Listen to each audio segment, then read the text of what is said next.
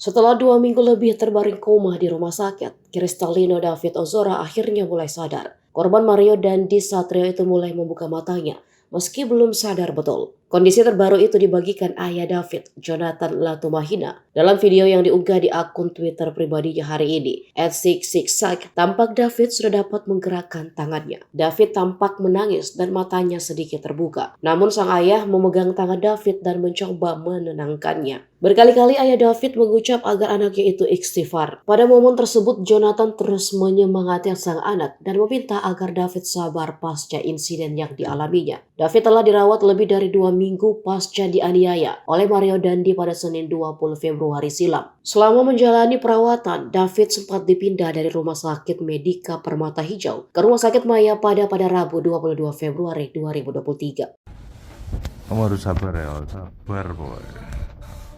Istighfar, istighfar. Ledakan kemarahanmu terus, nanti tenagamu dipakai untuk penyembuhanmu. Aku tahu kamu lagi marah, tapi udah cukup. Istighfar, istighfar. Ush, istighfar, istighfar. Ya sayang, istighfar. Nah, kan, jangan marah-marah. Dah, istighfar.